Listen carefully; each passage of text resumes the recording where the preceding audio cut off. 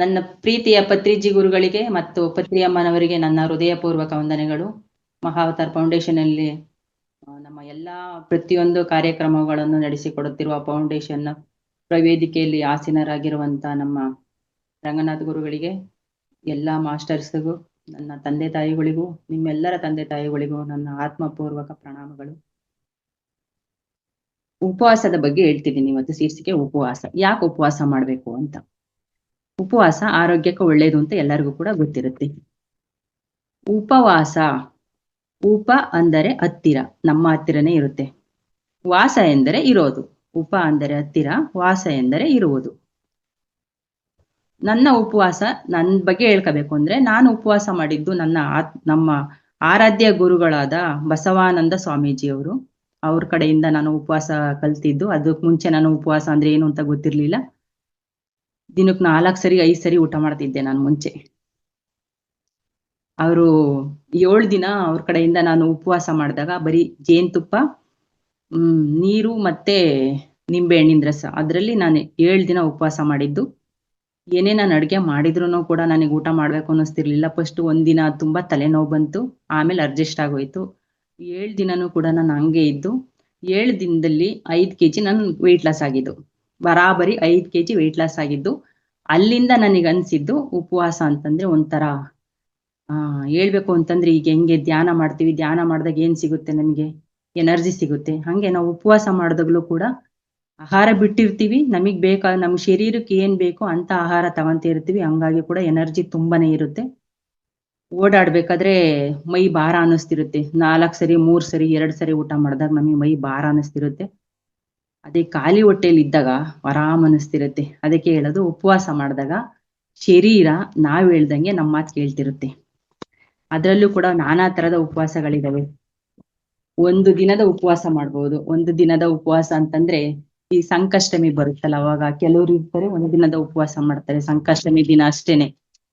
ಮತ್ತೆ ಏನ್ ಮಾಡ್ತಾರೆ, ಕೆಲವರು ಸಂಜೆ ಊಟ ಮಾಡ್ತೀನಿ ಅಂತ, ಚಂದ್ರ ನೋಡಿ ಊಟ ಮಾಡ್ತೀನಿ ಅಂತ ಮಾಡ್ತಾರೆ. ಅದು ಏನು ಉಪವಾಸ ಅನ್ಸಲ್ಲ. ಬೆಳಗ್ಗೆಯಿಂದ ಸಂಜೆವರೆಗೂ ಇರ್ತಾರೆ, ಹೊಟ್ಟೆ ಹಸಿವಾಗಿರುತ್ತೆ, ಊಟ ಬೇಕು ಅನ್ನಿಸ್ತಿರುತ್ತೆ. ಒಂದೇ ಸರಿ 2 ಸತಿ ಏನು ಖಾಲಿ ಹೊಟ್ಟೆ ಮಾಡ್ಕೊಂಡಿರ್ತಾರೆ, ಅದನ್ನ 1 ಸರಿ ಆರಾಮಾಗೆ 3 ಸರಿ ಏನ್ ಬೇಕಿರುತ್ತೋ ಅದನ್ನ ಒಂದೇ ಸರಿ ತಿನ್ಕೊಂಡ್ಬಿಡ್ತಾರೆ. ಅದೇನು ಉಪವಾಸ ಅಂತ ಅನ್ಸಲ್ಲ. ಇನ್ನೊಂದು ಬರುತ್ತೆ, ವಾರಕ್ಕೊಂದು ದಿನ ಉಪವಾಸ ಅಂತ ಬರುತ್ತೆ. ಅಂದ್ರೆ ಅದು ವಾರಕ್ಕೊಂದು ದಿನ ಉಪವಾಸ ಅಂತಂದ್ರೆ ಬರೀ ನೀರ್ ಕುಡಿಯೋದು, ಇನ್ನೇನು ಕುಡಿಯಂಗಿಲ್ಲ, ಬರೀ ನೀರು, ಎಳ್ನೀರು, ಅದು ಒಂದು ಉಪವಾಸ ಆಗುತ್ತೆ. ನೆಕ್ಸ್ಟ್ ಬಂದು, ನಾವು 7 ದಿನ ಏನು ಉಪವಾಸ ಮಾಡ್ತೀವೋ ಆ ಉಪವಾಸ ಈ ಧ್ಯಾನಕ್ಕೆ, ನಾವ್ ಏನ್ ಧ್ಯಾನ ಮಾಡ್ತೀವೋ ಅದಕ್ಕೆ ಸಮ ಅಂತ ನಾನ್ ಅನ್ಕೊಂಡಿರೋದು. ಅದು ಕೂಡ ಸಕ್ಸಸ್ ಆಗುತ್ತೆ. ಇಲ್ಲಿ 7 ದಿನದ ಉಪವಾಸ ಅಂತಂದ್ರೆ, ಈಗ ನಾನ್ ಮಾಡಿದ್ ಹಿಂಗೆ. ಈಗ ನೀವೇನಾದ್ರೂ ಮಾಡಕ್ ಇಷ್ಟಪಡ್ತೀರಾ ಅಂತಂದ್ರೆ 7 ದಿನದ ಉಪವಾಸನ ಇದು ಬೇರೆ ಮೆಥಡ್ ಅಲ್ಲಿ ನಾನು ಹೇಳ್ತೀನಿ. ಬೇರೆ ಮೆಥಡ್ ಅಂತಂದ್ರೆ, ಬೆಳಗ್ಗೆ ಹೇಳ್ತೀರಾ ನೀವು, ಎದ್ದ ತಕ್ಷಣನೇ ಬ್ರಷ್ ಮಾಡ್ತೀರಾ. ಬ್ರಷ್ ಮಾಡಾದ್ಮೇಲೆ 2 ಸ್ಪೂನ್ ಒರಿಜಿನ್ ಕೋಕೋನಟ್ ಆಯಿಲ್, ಗುರುಜಿಯವರು ವೇದಿಕೆ ಮೇಲೆ ಎಲ್ಲರೂ ಕೂಡ ನೋಡಿದ್ದೀರಾ, ಎಲ್ಲರೂ ಕೂಡ ಸೇವನೆ ಮಾಡ್ಕೊಂಡಿದ್ದೀರಾ ಅಂತಾನು ಅಂದ್ಕೊಂಡಿದೀನಿ. 2 ಸ್ಪೂನ್ ಅದನ್ನ ತಗೊಂತೀರಾ ನೀವು. ಅದನ್ನ ತಗೊಂಡಾದ್ಮೇಲೆ ಶಿವಂಬು ಚಿಕಿತ್ಸೆ ಒಂದು ಹೇಳ್ಕೊಟ್ಟಿದ್ದಾರೆ, ಅದನ್ನು ಅರ್ಧ ಗಂಟೆ ಬಿಟ್ಟು ಶಿವಂಬು ಚಿಕಿತ್ಸೆ ನಿಮಗೆ ಎಷ್ಟಾಗುತ್ತೋ ಅಷ್ಟು, ನಿಮ್ ಕೈಲಿ ಎಷ್ಟು ಮಾಡಕ್ಕಾಗುತ್ತೋ ಅಷ್ಟನ್ನು ಅದನ್ನ ತಗೋಬೇಕು. ನೆಕ್ಸ್ಟ್ ಬಂದು ಕಷಾಯಗಳು ಬರುತ್ತೆ.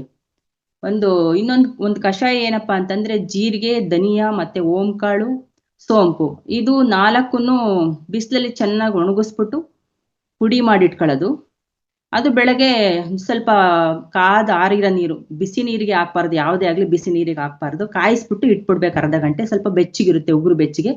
ಆ ನೀರಿಗೆ 1 ಸ್ಪೂನ್ ಹಾಕೊಂಡ್ಬಿಟ್ಟು ಕುಡಿಯೋದ್ರಿಂದನೂ ಕೂಡ ನಮ್ಮ ಶರೀರದಲ್ಲಿ ಏನು ದೊಡ್ಡ ಕರಳಲ್ಲಿ ಇರುತ್ತೋ ಗಟ್ಸು ಹಂಗೆ ಉಳಿದಿರುತ್ತೆ. ರಾತ್ರಿ ತಿಂದಿರೋದು ಫುಲ್ ಮೋಷನ್ ಆಗಿರೋದಿಲ್ಲ ಬೆಳಗ್ಗೆ ಟೈಮ್. ಅದನ್ನ ಕುಡಿಯೋದ್ರಿಂದ ಫುಲ್ ಕ್ಲೀನ್ ಆಗ್ಬಿಡುತ್ತೆ. ಇಡೀ ದಿನ 2 ಸಲ 3 ಸಲ 4 ಸಲನೂ ಆಗ್ಬೋದು ಕೆಲವರಿಗೆ. ಅವಾಗ ಏನಾಗುತ್ತೆ, ಫುಲ್ ಹೊಟ್ಟೆ ಕರಳೆಲ್ಲ ಕ್ಲೀನ್ ಮಾಡುತ್ತೆ. ಅದೊಂದಾಗುತ್ತೆ. ಅದನ್ನ ಬಿಟ್ಟಾದ್ಮೇಲೆ ಹಾಲು ಇರುತ್ತೆ, ಹಸು ಹಾಲು. ಹಾಲಿಗೆ ಅರಿಶಿನ ಮತ್ತೆ 4 ಕಾಳುಮೆಣಸು, ಶುಂಠಿ ರಸ, ಅದನ್ನ ಸೇರಿಸ್ಕೊಂಡು ಚೆನ್ನಾಗಿ ಕುದಿಸ್ಕೊಂಡ್ಬಿಟ್ಟು ಅದನ್ನ ಕುಡಿಯೋದ್ರಿಂದನೂ ಕೂಡ ಡೈಜೆಷನ್ ಚೆನ್ನಾಗಾಗುತ್ತೆ. 2ನೇದು. ಇನ್ನೊಂದು ಉಪವಾಸ ಬಂದು ನಲನೆಲ್ಲಿ ಅಂತ ಸಿಗುತ್ತೆ. ನೆಲ್ಲಿ ಗಿಡ ಇರುತ್ತಲ್ಲ ಅದೇ ತರ ಇರುತ್ತೆ, ನೆಲನೆಲ್ಲಿ ಅಂತ ಹೇಳ್ಬಿಟ್ಟು ಸಣ್ಣ ಸಣ್ಣ ಕಾಯಿ ಇರುತ್ತೆ. ಅದು ಅಡಿ ಇರುತ್ತೆ, ಎಲೆ ಇರುತ್ತಲ್ಲ ಎಲೆ ಅಡಿ ಬರುತ್ತೆ, ಅದು ಸಣ್ಣ ಸಣ್ಣ ಕಾಯಿ. ಅದನ್ನ ತಗೊಂಬಂದ್ಬಿಟ್ಟು ಚೆನ್ನಾಗಿ ನೀರಲ್ಲಿ ವಾಶ್ ಮಾಡ್ಬಿಟ್ಟು ಅದನ್ನ ಆದಷ್ಟು ನಾವೇನು ಸೇವನೆ ಮಾಡ್ತೀವಿ ಅದನ್ನ ಮಿಕ್ಸಿಯಿಂದ ಮಾಡಬಾರ್ದು. ಈ ಕಷಾಯಗಳು ಏನ್ ಮಾಡ್ತೀವಿ ಮಿಕ್ಸಿಯಿಂದ ಮಾಡಬಾರ್ದು. ಕಲ್ಲಿರುತ್ತೆ, ಒಳ್ಕಲ್ಲಿರುತ್ತೆ, ಇಲ್ಲ ಅಂತಂದ್ರೆ ಒಂದು ಕುಟ್ಟ ಕಲ್ಲು ಬರುತ್ತೆ, ಅದರಿಂದ ಚೆನ್ನಾಗಿ ಕುಟ್ಬಿಟ್ಟು ರಸ ತೆಗೆದ್ಬಿಟ್ಟು ಮಜ್ಜಿಗೆ, ಬೆಣ್ಣೆ ತೆಗ್ದಿರೋ ಮಜ್ಜಿಗೆಗೆ ಹಾಕೊಂಡ್ ಕುಡಿದ್ರೆ ಅದು ಇನ್ನೂ ಅದ್ಭುತ, ರಾಮಬಾಣ ಎಲ್ಲದಕ್ಕೂ. ಎಲ್ಲ ಜ್ವರನೇ ಆಗ್ಲಿ, ಕೆಮ್ಮು, ಶೀತ, ಹೊಟ್ಟೆ ಕ್ಲೀನ್ ಮಾಡೋದ್ರಿಂದ ಪ್ರತಿಯೊಂದಕ್ಕೂ ನಲನ, ಶುಗರಿಗೆ ಒಳ್ಳೇದು, BP ಗೆ ಒಳ್ಳೇದು ಅದೊಂದು. ಆಮೇಲೆ ಮತ್ತೆ ಅರಿಶಿನ ಬರುತ್ತಲ್ಲ, ಬರೀ ಅರಿಶಿನ ಅಂದ್ರ ನಾವೇ ಮಾಡ್ಕೊಂಡಿರ್ಬೇಕು ಅರಿಶಿನ, ಅಂಗಡಿಯಿಂದ ತರಬಾರ್ದು, ಅದು ಕೆಮಿಕಲ್ ಮಿಕ್ಸ್ ಇರುತ್ತೆ. ಅರಿಶಿನ ಕೊಂಬ್ ತಂದ್ಬಿಟ್ಟು ನಾವೇ ಕೂಡ ಅದನ್ನ ಬಿಸಿಲಲ್ಲಿ ಒಣಗಿಸ್ಕೊಂಡು ಮಿಷಿನ್ಗೆ ಹಾಕಿಸ್ಕೋಬಹುದು. ಅದನ್ನ ಹಾಕಿಸ್ಕೊಂಬಂದು ಅರಿಶಿನ ಪ್ರತಿದಿನ ಬೆಳಗ್ಗೆ ಮತ್ತೆ ರಾತ್ರಿ 2 ಟೈಮು ಹಳದಿ ಹಾಲು ಕುಡಿಯೋದ್ರಿಂದ ನಮ್ಮ ಮೂಳೆಗಳು ಗಟ್ಟಿಯಾಗುತ್ತೆ, ಕರುಳು ಕೂಡ ಶುದ್ಧಿ ಆಗುತ್ತೆ. ಮತ್ತೆ ಇನ್ನೊಂದು ಅಂತಂದ್ರೆ ಬೆಳಗ್ಗೆ ಎದ್ದ ತಕ್ಷಣನೇ ಸೂರ್ಯನಿಗೆ ಮೈಯೊಡ್ಡೋದು ಭಾರಿ ಉತ್ತಮ. ಅಂದ್ರೆ ನಮಗೇನೇನು ಮೂಳೆಗಳಿಗೆ ಬೇಕಾಗಿರುತ್ತೆ, ಚರ್ಮಕ್ಕೂ ಕೆಲವೊಂದು ಚರ್ಮದ ಕಾಯಿಲೆ ಇರುತ್ತೆ, ಅದು ಕೂಡ ಅರ್ಧ ಗಂಟೆ ಸೂರ್ಯನ ಬಿಸಿಲಲ್ಲಿ ಓಡಾಡ್ಕೊಂಬಂದ್ರು ಕೂಡ ಅದು ಉತ್ತಮ. ಬರಿಗಾಲಲ್ಲಿ ಹಸಿರು ಮೇಲೆ ನಡೆಯೋದ್ರಿಂದ. ಆಮೇಲೆ ಗೋಮೂತ್ರ ಸೇವನೆ ಮಾಡ್ಬೋದು. ಫಸ್ಟ್ ಯೂರಿನ್ ಸೇವನೆ ನಿಮಗೆ ಮಾಡಕ್ ಆಗಿಲ್ಲ ಅಂದ್ರೆ ಗೋಮೂತ್ರ ಸೇವನೆ ಮಾಡ್ಬೋದು. ಅದೊಂದು ಮಾಡಿದಾಗ ಕಂಪಲ್ಸರಿ ಇದು ಮಾಡಿದಾಗ ನಿಮಗೆ ಯಾವುದು ಕೂಡ ಅನ್ಸದೇ ಇಲ್ಲ, ಅದೊಂದು ಮಾಡ್ಕೋಬಹುದು. ರಾಗಿ ಅಂಬ್ಲಿ ಎಲ್ಲದಕ್ಕಿನ್ನ ಪರಮ ಔಷಧಿ ಅಂತಂದ್ರೆ ನಮ್ಮ ರಾಗಿ ಅಂಬ್ಲಿ. ಇದಾದ್ಮೇಲೆ ಏನ್ ಹೇಳಿದೆ ನಾನು, ಕಷಾಯ ಹೇಳ್ದೆ. ಕಷಾಯ ಆದ್ಮೇಲೆ ಮತ್ತೇನ್ ಮಾಡ್ಬೇಕು, ನೆಕ್ಸ್ಟ್ ಏನು ತಿಂಡಿ ತಿನ್ಬಾರ್ದು. ಕುಂಬಳಕಾಯಿ ಬರುತ್ತೆ, ಬೂದ್ ಗುಂಬಳಕಾಯಿ ರಸನ ಒಂದೇ ಒಂದು ಪೀಸ್ ಹಾಕ್ಬಿಟ್ಟು, ಅದನ್ನು ಅಷ್ಟೇನೆ ಹಂಗೆ ತಿಂದ್ರೆ ಇನ್ನೂ ಒಳ್ಳೇದು. ಮಿಕ್ಸಿ ಮಾಡ್ಕೊಂಡು ತಿಂದ್ರಂತೂ ಅರ್ಧ ಕೊಲೆಸ್ಟ್ರಾಲು ಹೆಂಗೆ ನಮಗೆ ಒಳಗಡೆ ಇರುತ್ತೆ ಗಡ್ಸೋಗಿರೋದಿಲ್ವೋ ಆ ತರ ಆಗ್ಬಿಡುತ್ತೆ. ಅದು ಕೂಡ ಅದು ನಂಗೆ ಹಸಿ ತಿನ್ಬೋದು, ಸೌತೆಕಾಯಿ ತಿಂದಾಗ ಅದನ್ನು ಕೂಡ ತಿನ್ಕೋಬಹುದು. ಅದನ್ನ ತಿನ್ನಕ್ ಆಗಿಲ್ಲ ಅಂತಂದ್ರೆ ಆದಷ್ಟುವೆ ಒಳಕಲ್ಲ ಕುಟ್ಟಿಬಿಟ್ಟು ಅದ್ರ ರಸ ತೆಗೆದ್ರೆ ತುಂಬಾ ಒಳ್ಳೇದು ಅಂತ ನಾನು ಹೇಳ್ತೀನಿ. ಆದಷ್ಟು ಮಿಕ್ಸಿಲಿ ಯಾವುದೇ ಪದಾರ್ಥನು ಈ ತರ ನಾವು ಏನು ಲಿಕ್ವಿಡ್ ಆಗಿ ತಗೊಂತೀವಿ ಅದನ್ನ ಆದಷ್ಟು ಮಿಕ್ಸಿಯಿಂದ ದೂರ ಇರಿ. ಒಳಕಲ್ಲಲ್ಲಿ ಕುಟ್ಟೋದ್ರಿಂದನೇ ತುಂಬಾ ಉಪಯೋಗ ನಮಗಿರುತ್ತೆ, ಅದಾಗುತ್ತೆ. ಆಮೇಲೆ ನೆಕ್ಸ್ಟ್ ಬಂದು ಮಧ್ಯಾಹ್ನ ಏನಾದ್ರೂ ನಿಮಗೆ ಹಸುವಾಯ್ತು ಅಂದ್ರೆ ಈಗ ಮಾಡ್ತಿದ್ರೆ ಒಂದಿನದ ಉಪವಾಸ ಹೇಳ್ದೆ, ಒರಿಜಿನ್ ಕೋಕೋನಟ್ ಆಯಿಲ್ ಆಯ್ತು, ನಮ್ದು ಯೂರಿನ್ ಥೆರಪಿ ಆಯ್ತು, ನೆಕ್ಸ್ಟ್ ಹಾಲಿಂದಾಯ್ತು, ಹಾಲು ಅರಿಶಿನದ್ದಾಯ್ತು, ಕುಂಬಳಕಾಯ್ದಾಯ್ತು, ಅಷ್ಟೊತ್ತಿ ಸಾಕು, ತಿಂಡಿ ಏನ್ ಬೇಕಾಗಲ್ಲ. ಮಧ್ಯಾಹ್ನ ಏನಾದ್ರು ಅವಶ್ಯಕತೆ ಇದೆ ಅಂತಂದ್ರೆ ನಿಂಬೆಹಣ್ಣು, ಜೇನುತುಪ್ಪ, ನೀರು ಫುಲ್ಲು 1 ಲೀಟ್ರಿಗೆ ಅದನ್ನ 1 ನಿಂಬೆಹಣ್ಣು ಹಾಕ್ಬಿಟ್ಟು 4 ಸ್ಪೂನು 2 ಸ್ಪೂನು ಜೇನುತುಪ್ಪ ಹಾಕಿ ಒಂದು ಪಾತ್ರೆಯಲ್ಲಿ ಹಾಕಿ ಇಟ್ಕೊಂಬಿಡಿ. ಯಾವಾಗ ಹಸುವಾಗುತ್ತೋ ಆ ಟೈಮಲ್ಲೆಲ್ಲ ಕುಡಿಯೋದು. ಮಧ್ಯಾಹ್ನದ್ ಮುಗೀತು, ಮಧ್ಯಾಹ್ನ ನೀವೇನು ಬೇಕಾಗಲ್ಲ. ಮತ್ತೆ ರಾತ್ರಿ ಬೇಕು ಅಂತಂದಾಗ ಸೌತೆಕಾಯಿ ಜ್ಯೂಸ್ ಕುಡಿಬೋದು. ಸೌತೆಕಾಯಿ ಅಂದ್ರೆ ಪುದೀನ, ಸೌತೆಕಾಯಿ, ಕಾಳುಮೆಣಸು, ಶುಂಠಿ ಇಷ್ಟನ್ನು ಕೂಡ ಅದೇ ಒಳಕಲ್ಲಲ್ಲಿ ಕುಟ್ಬೇಕು. ಒಳಕಲ್ಲಂತೂ ಬಹಳ ಬಹಳ ಬಹಳ ಒಳ್ಳೇದು ಆರೋಗ್ಯಕ್ಕಂತೂ. ಕುಟ್ಕೊಂಡು ಅದ್ರ ರಸ ತೆಗ್ದಾದ್ರೂ ಕುಡಿಬೋದು, ಇಲ್ಲ ಹಂಗೇನಾದ್ರೂ ನೀರಿಗೆ ಹಾಕೊಂಡ್ಬಿಟ್ಟು ಸೇವನೆ ಮಾಡ್ಬೋದು. ಬೇಕು ಅಂದ್ರೆ ಇನ್ನೂ ನಮಗೆ ಹಸುವೆ ಹೋಗಿಲ್ಲ ಅಂತಂದ್ರೆ ಮತ್ತೆ ನಿಂಬೆಹಣ್ಣು, ಜೇನುತುಪ್ಪ ಮತ್ತೆ ನೀರು 1 ಲೀಟರ್ ಕುಡಿದ್ರೆ ಊಟನೇ ಬೇಡ. ಹಂಗೆ 2 ದಿನ ಮಾಡಿದಾಗ ನಿಮಗೆ ಕಂಟ್ರೋಲ್ ಬರುತ್ತೆ. ಹೇಳ್ತಿರುತ್ತೆ ನನಗ್ ಬೇಡ, ಬೇಯಿಸಿರೋ ಆಹಾರನೇ ಬೇಡ, ನಾನು ಹಿಂಗೆ ಇರ್ತೀನಿ, 7 ದಿನ ನನಗೆ ಇದೇ ಕೊಡು ಅಂತ ಅದೇ ಹೇಳುತ್ತೆ. ನಮ್ ಕರಳೆನೇ ಹೇಳ್ತಿರುತ್ತೆ, ನಮಗೆ ನಾಲಿಗೆಗೆ ಏನು ಕಹಿ ಅನ್ಸುತ್ತೋ ಕರಳಿಗಂತೂ ಅದಂತೂ ಬಹಳ ಬಹಳ ಬಹಳ ಸಿಹಿ ಆಗಿರುತ್ತೆ. ನಮಗೆ ನಾಲಿಗೆಗೆ ಏನ್ ಸಿಹಿ ಆಗಿರುತ್ತೋ ಅದು ಕರಳಿ ಕಹಿ ಆಗ್ಬಿಡುತ್ತೆ. ಕೆಲವೊಂದು ಸ್ವೀಟ್ ತಿಂದಾಗ ಅಯ್ಯೋ ಬೇಕು ಅನ್ಸುತ್ತೆ, ಸ್ವೀಟ್ ನಮಗೆ ಬೇಕು ಅಂತ ನಾಲಿಗೆ ಹೇಳ್ತಿರುತ್ತೆ, ಆದ್ರೆ ಕರಳಿಗೆ ಏನಾಗುತ್ತೆ, ಅದು ಪಾಯ್ಸನ್ ಅಲ್ವಾ. ಎಲ್ಲಾ ರೋಗಗಳು ಅಲ್ಲಿಂದನೇ ಬರ್ತಿರೋದು. ನಾವು ಹೆಚ್ಚು ಸಕ್ಕರೆ ಬಳಸೋದ್ರಿಂದ, ಮೈದಾ ಬಳಸೋದ್ರಿಂದ. ಆದಷ್ಟು ಎಲ್ಲಾ ಕಲ್ಮಶಗಳು ಎಲ್ಲಾ ಆಹಾರ ಪದಾರ್ಥದಲ್ಲೂ ಇರೋದ್ರಿಂದ ನಾವೇನ್ ಮಾಡ್ಬೇಕು ಅಂದ್ರೆ ಆದಷ್ಟು ಹಸಿ ತರಕಾರಿ, ಕಾಳುಗಳು, ಮೊಳಕೆ ಕಟ್ಟಿದ ಕಾಳುಗಳು, ಶುಂಠಿ ಜಾಸ್ತಿ ಬಳಸೋದ್ರಿಂದ, ಜೇನುತುಪ್ಪ, ಈಗ ಸಕ್ಕರೆ ಬಳಸೋದ್ ಬೇಡ, ಜೇನುತುಪ್ಪ ಬಳಸ್ಕೋಬಹುದು. ಸೊಪ್ಪುಗಳು ಆದಷ್ಟು ಪ್ರತಿಯೊಂದು ಹಸಿರು ಸೊಪ್ಪು ಯಾವ್ದಾರ ಸಿಕ್ಲಿ ಸೊಪ್ಪು, ಆ ಸೊಪ್ಪು ಪಲ್ಯ ಮಾಡ್ಕೊಂಡು ಪಲ್ಯ ಮಾಡ್ಕೊಳ್ಳೋದು. ಎಣ್ಣೆ ಅದು ಬೇಡ ಅಂತಂದ್ರೆ ಉಪವಾಸ ಇದ್ದಾಗ ಎಣ್ಣೆ ಫಸ್ಟ್ ಇಂಪಾರ್ಟೆಂಟು. 7 ದಿನ ನೀವು ಉಪವಾಸ ಇರ್ತೀನಿ ಅಂತಂದ್ರೆ ಕಾಫಿ ಟೀ ಕುಡಿಯಂಗಿಲ್ಲ, ಎಣ್ಣೆ ಬಳಸಂಗಿಲ್ಲ, ಏನು ಬೇಯಿಸಿರೋ ಆಹಾರನೇ ಬೇಡ ನಿಮಗೆ. ಹಂಗಿರುವಾಗ ಸೊಪ್ಪಿರುತ್ತಲ್ಲ, ಕಷಾಯ ಮಾಡ್ಕೋಬಹುದು ಸೊಪ್ಪಿಂದು, ಅದನ್ನು ಕೂಡ ಅಷ್ಟೇನೆ. ಆರಾಮಾಗೆ ಪುದೀನ ಸೊಪ್ಪು ಹಸಿ ತಿಂತೀವಿ, ಕೊತ್ತಂಬರಿ ಸೊಪ್ಪು ಹಸಿ ತಿಂತೀವಿ. ಇನ್ನೊಂದು ಬರುತ್ತೆ ಒಣಗೊನೆ ಸೊಪ್ಪು ಅಂತ ಬರುತ್ತೆ, ಅದ್ರಲ್ಲೂ 2 ತರ ಬರುತ್ತೆ, ಕೆಂಪು ಒಣಗೊನೆ ಬರುತ್ತೆ ಮತ್ತೆ ಇನ್ನೊಂದು ಹಸಿರು ಒಣಗೊನೆ ಬರುತ್ತೆ. ಅದನ್ನು ಕೂಡ ಅಷ್ಟೇನೆ ಒಳಕಲ್ಲಲ್ಲಿ ಕುಟ್ಟಿ ಅದ್ರ ರಸ ತೆಗೆದು ಕುಡಿಯೋದ್ರಿಂದನೂ ತುಂಬಾ ಅದ್ಭುತ ಅಂದ್ರೆ ಅದ್ಭುತ. ಆಮೇಲೆ ಅದಾದ್ಮೇಲೆ ನೆಕ್ಸ್ಟ್ ಒಂದಿನ ಉಪವಾಸ ಮಾಡ್ತೀನಿ ಅಂತಂದ್ರೆ ಲಿಕ್ವಿಡ್, 2 ದಿನ ಉಪವಾಸ ಮಾಡ್ತೀನಿ ಅಂದ್ರೂ ಲಿಕ್ವಿಡ್ ಆಯ್ತು ನಿಮಗೆ. 3ನೇ ದಿನನೂ ನಾನು ಕಂಟಿನ್ಯೂ ಮಾಡ್ತೀನಿ, ತಡಿತೀನಿ ನಾನು ಹಸುವು ಅಂತಂದಾಗ ಏನ್ ಮಾಡ್ಬೇಕು ಅಂತಂದ್ರೆ 3ನೇ ದಿನಕ್ಕೆ ಬೆಳಗ್ಗೆ ಅದೇ ಇರುತ್ತೆ, ಒರಿಜಿನಲ್ ಕೋಕೋನಟ್ ಆಯಿಲ್ ಕುಡಿದ್ಬಿಟ್ಟು ಯೂರಿನ್ ಥೆರಪಿ ಮಾಡ್ಕೊಂಡು ಮಜ್ಜಿಗೆ ಸ್ಟಾರ್ಟ್ ಮಾಡ್ಬೇಕು 3ನೇ ದಿನಕ್ಕೆ. ಅಂದ್ರೆ ಬೆಣ್ಣೆ ತೆಗ್ದಿರೋ ಮಜ್ಜಿಗೆ, ಆ ಮಜ್ಜಿಗೆಗೆ ಶುಂಠಿ ಬೆಳ್ಳುಳ್ಳಿ ಬೇಡ ಅಂದ್ರೆ, ಈ ವೇದಿಕೆಯಲ್ಲಿ ಜಾಸ್ತಿ ಬೆಳ್ಳುಳ್ಳಿ ತಿನ್ನಲ್ಲ ಅಂತ ಹೇಳ್ತಾರೆ, ಬೆಳ್ಳುಳ್ಳಿ ಬೇಡ ಅಂತಂದ್ರೆ 1-2 ಕಾಳು ಮೆಣಸು, ಕರಿಬೇವು, ಕೊತ್ತಂಬರಿ, ಹಸಿರುದು ಎಲ್ಲ ಸಿಗುತ್ತೆ, ಪುದೀನ ಸಿಗುತ್ತೆ, ಎಲ್ಲದಕ್ಕಿಂತ ಓಂ ಕಾಳು ಅದೆಲ್ಲ ಹಾಕ್ಬಿಟ್ಟು ಮಸಾಲೆ ಮಜ್ಜಿಗೆ ಮಾಡ್ಕೊಂಡಾದ್ರೂ ಕುಡಿಬಹುದು. ಅದಾದ್ಮೇಲೆ ನೆಕ್ಸ್ಟ್ ಮಧ್ಯಾಹ್ನ ರಾಗಿ ಅಂಬ್ಲಿ. ರಾಗಿ ಅಂಬ್ಲಿ ಅಂದ್ರೆ 1 ಸ್ಪೂನು ರಾಗಿ ಹಿಟ್ಟು ಸಾಕು ನಿಮಗೆ. ಅದಕ್ಕೆ ಸ್ವಲ್ಪ ಏನು ಮೆಂತ್ಯ ಕಾಳು ಬರುತ್ತಲ್ಲ, ಮೆಂತ್ಯ ಕಾಳು ಇರುತ್ತೆ, ಅದೊಂದು ಸ್ವಲ್ಪ ಮೆಂತ್ಯ ಕಾಳು ಮತ್ತೆ ರಾಗಿ ಹಿಟ್ಟನ್ನು ಸ್ವಲ್ಪ ಅಂಬ್ಲಿ ಮಾಡ್ಕೊಂಡ್ಬಿಟ್ಟು, ಅದು ನೀರ್ ತರಾನೇ ಇರಬೇಕು, ಗಟ್ಟಿಗಿರಬಾರ್ದು. ಅದಕ್ಕೂ ಮಜ್ಜಿಗೆ ಸೇರಿಸ್ಕೊಂಡು ಕುಡಿಯೋದ್ರಿಂದನೂ ಹಸು ನಿವಾರಣೆ ಆಗುತ್ತೆ, ಊಟ ಬೇಕು ಅಂತ ಅನ್ಸೋದೇ ಇಲ್ಲ ನಿಮಗೆ. ರಾತ್ರಿ 1 ಲೋಟ ಮಜ್ಜಿಗೆ ಕುಡಿಯೋದಷ್ಟೇ, ಮತ್ತೇನು ಬೇಕಿಲ್ಲ. 4ನೇ ದಿನನೂ ಅದೇ ಮಾಡಿ.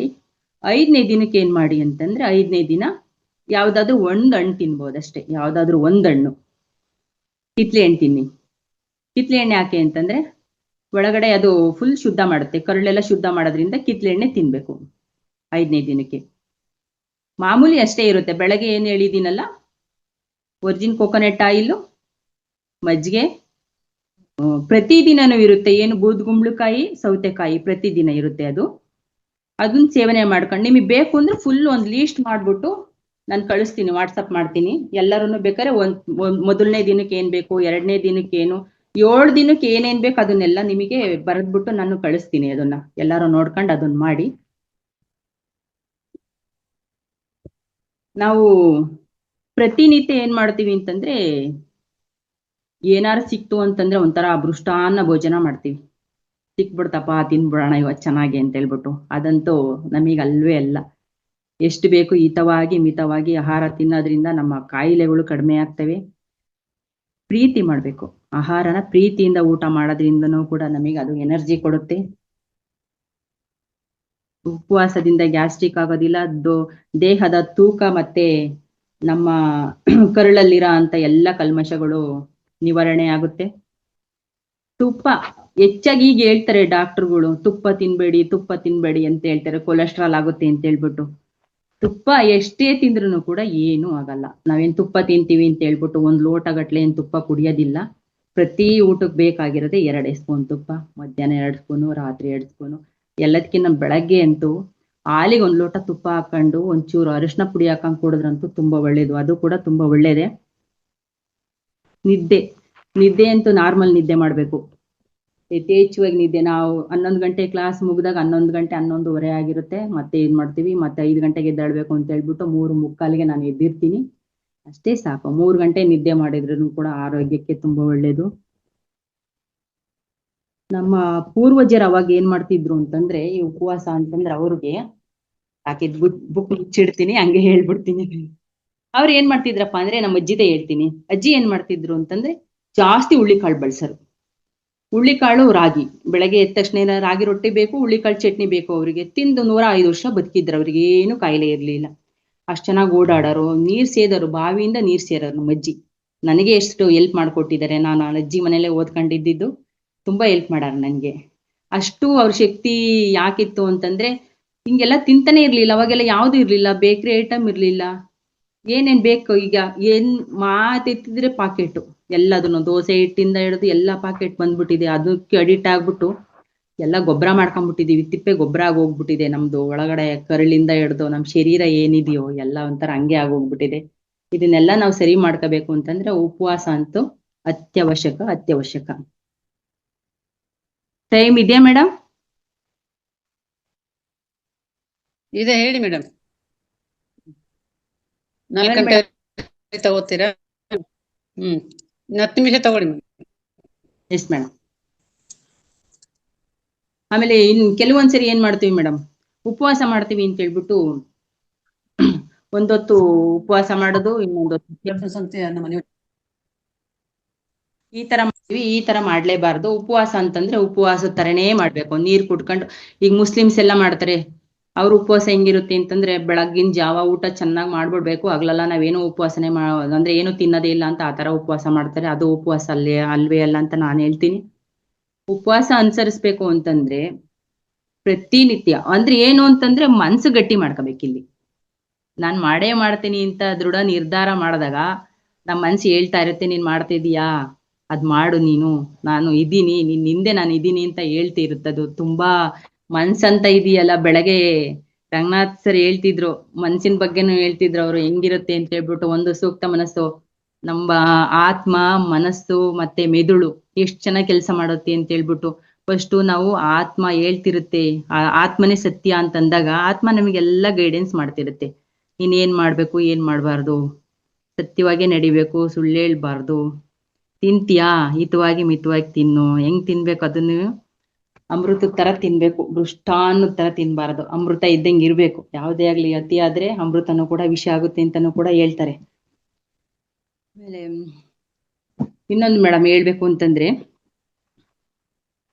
ಕೆಲವ್ರು ಏನ್ ಮಾಡ್ತಾರೆ ಅಂತಂದ್ರೆ ಇದಕ್ ಹೋಗಿರ್ತಾರೆ, ಇಲ್ಲಿಗೆ ಫಂಕ್ಷನ್ಗೆ ಹೋಗಿರ್ತಾರೆ. ನಾನ್ ನೋಡಿದ ಮಟ್ಟಿಗೆ ಎಲ್ಲ ಎಲೆ ಮೇಲೆ ಹಾಕಿಸ್ಕೊಳ್ಳೋದು, ಪ್ರತಿಯೊಂದನ್ನು ಎಲೆ ಮೇಲೆ ಹಾಕಿಸ್ಕೊಳ್ಳೋದು. ಸ್ವಲ್ಪ ಒಂದ್ ತುತ್ತು ತಿನ್ನೋದು, ಅದನ್ನ ಬಿಟ್ಬಿಡೋದು. ಒಂದ್ ತುತ್ತು ತಿನ್ನೋ ಟೇಸ್ಟ್ ಮಾಡ್ತಾರೆ ಅಷ್ಟೇ, ಹೊಟ್ಟೆ ತುಂಬಾ ತಿನ್ನೋದಿಲ್ಲ, ಒಟ್ಟಿಗೆ ಟೇಸ್ಟ್ ಮಾಡೋದು ಬಿಟ್ಬಿಡೋದು. ಅದು ಏನಾಗುತ್ತೆ ಅಂತಂದ್ರೆ, ನಾವು ರೈತರಿಗೆ ನಾವೆಷ್ಟು ಅವಮರ್ಯಾದೆ ಮಾಡ್ತೀವಿ ಅಂತಂದ್ರೆ ಅಲ್ಲೇ ಮೇಡಮ್. ಒಂದೊಂದಗ್ಲೂ ಬೆಳಿಬೇಕು ಅಂತಂದ್ರೆ ಎಷ್ಟು ಕಷ್ಟ ಇರುತ್ತೆ. ಈಗ ಮಳೆ ಇಲ್ಲ ಅಂತಂದಾಗ ಬೆಳೆ ಹಾಕಿರ್ತೀವಿ, ಬೀಜ ಹಾಕಿರ್ತೀವಿ, ಗೊಬ್ಬರ ಹಾಕಿರ್ತೀವಿ, ಪ್ರತಿಯೊಂದನ್ನು ಇನ್ವೆಸ್ಟ್ ಮಾಡಿರ್ತೀವಿ. ಅಲ್ಲಿ ಅದ್ ಬಂದಿಲ್ಲ ಅಂತಾಗ, ಆ ಬೆಳೆ ಬಂದಿಲ್ಲ ಅಂದಾಗ ಆ ಕಷ್ಟ ರೈತರಿಗೆ ಗೊತ್ತು. ನಾನು ಹೇಳ್ತಿದ್ದೀನಲ್ವಾ, ರೈತರಾಗಿರೋದ್ರಿಂದ ನನಗೆ ಅನುಭವ ಆಗಿದೆ ಅದು. ಆದಷ್ಟುನು ಎಲೆ ಮೇಲೆ ಬಡಿಸ್ಕೋಬೇಕಾರೆ ನಿಮಗೆ ಎಷ್ಟು ಬೇಕು ಅಷ್ಟನ್ನೇ ಬಡಿಸ್ಕೊಳ್ಳಿ. 2 ಸಲ ಬಡಿಸ್ಕೊಳ್ಳಿ, 3 ಸಲ ಬಡಿಸ್ಕೊಳ್ಳಿ, ಕೇಳಿ. ನಿಮಗೆ ಎಷ್ಟು ಬೇಕು ಅಷ್ಟನ್ನೇ ಬಡಿಸ್ಕೊಳ್ಳಿ. ವೇಸ್ಟ್ ಅಂತೂ ದಯವಿಟ್ಟು ಯಾರು ವೇಸ್ಟ್ ಮಾಡಬಾರ್ದು. ನೀರನ್ನು ಅಷ್ಟೇ, ಬಾಟ್ಲು ಕೊಟ್ಟಿರ್ತಾರೆ, ನೀರಿನ ಬಾಟ್ಲು ಒಂದು ಕುಡಿತಾರೆ, ಹಂಗೆ ಬಿಸಾಕ್ ಬಂದಿರ್ತಾರೆ. ನೀರಿಲ್ಲ ಅಂತ ಎಷ್ಟು ಜನ ಒದ್ದಾಡ್ತಿರ್ತಾರೆ, ಕುಡಿಯಕ್ ನೀರಿಲ್ಲ ಅಂತ ಹೇಳ್ಬಿಟ್ಟು. ಆ ಬಾಟ್ಲು ಎತ್ಕೊಂಡು ಹೋಗಿ ನೀವು. ಯಾರು ಏನಾದ್ರು ಅಂದ್ಕೊಂಡ್ರು ಪರವಾಗಿಲ್ಲ, ಏನಪ್ಪಾ ಇವಳೇನ್ ಬಾಟ್ಲು ಎತ್ಕೊಂಡು ಹೋಗ್ತಿದ್ದಾಳಲ್ವಾ ಅಂದ್ರೂ ಪರವಾಗಿಲ್ಲ. ನೀವು ಕುಡ್ದಿರ್ತೀರಾ, ನಿಮ್ ಬಾಟ್ಲು ತಗೊಂಡೋಗಿ ಮನೆಗೆ ಖಾಲಿ ಮಾಡಿ, ಖಾಲಿ ಆದ ಬಾಟ್ಲು ತಗೊಂಡೋಗಿ ಡಸ್ಟ್ಬಿನ್ನಿಗೆ ಹಾಕಿ, ಮುಗ್ದೆ ಹೋಯ್ತಲ್ಲ ಅಷ್ಟು. ಆಮೇಲೆ ಕೆಲವು ಇತ್ತೀಚೆಗೆ ಏನಾಗಿದೆ ಅಂತಂದ್ರೆ ಎಲ್ಲಾ ದೇವಸ್ಥಾನದಲ್ಲೂ ಊಟ ಹಾಕಕ್ ಶುರು ಮಾಡ್ಬಿಟ್ಟಿದ್ದಾರೆ. ಆ ದೇವಸ್ಥಾನದಲ್ಲಿ ಊಟ ಹೆಂಗಿರುತ್ತೆ ಅಂತಂದ್ರೆ ಪ್ರಸಾದ, ಅದು ಕಣ್ಣಿಗೆ ಒತ್ಕೊಂಡ್ ತಿನ್ಬೇಕು. ಕಣ್ಣಿಗೆ ಒತ್ಕೊಂಡ್ ತಿನ್ನ ಪ್ರಸಾದನ ಪೂರ್ತಿ ಏನ್ ಮಾಡ್ತಾರೆ, ಡಸ್ಟ್ಬಿನ್ನಿಗೆ ತುಂಬಿಸಿರ್ತಾರೆ. ಎಲ್ಲಾರು ಹೊಟ್ಟೆಗೆ ಹಾಕೊಳ್ರಿ ಅಂತ ಪ್ರಸಾದ ಕೊಟ್ರೆ ಕೆಲವ್ರು ಏನ್ ಮಾಡ್ತಾರೆ, ಎಲ್ಲಾ ಡಸ್ಟ್ಬಿನ್ನಿಗೆ ಹಾಕಿರ್ತಾರೆ. ಎಷ್ಟ್ ಬೇಕು ಅಷ್ಟ್ ತಿನ್ಕೊಳ್ಳೋದು, ಡಸ್ಟ್ಬಿನ್ನಿಗೆ ಹಾಕ್ಬಿಡೋದು. ಈ ತರ ಮಾಡ್ತಿರ್ತಾರೆ. ಇದೊಂದು ದೊಡ್ಡ ತಪ್ಪು ಅಂತ ನಾನು ಹೇಳ್ತೀನಿ.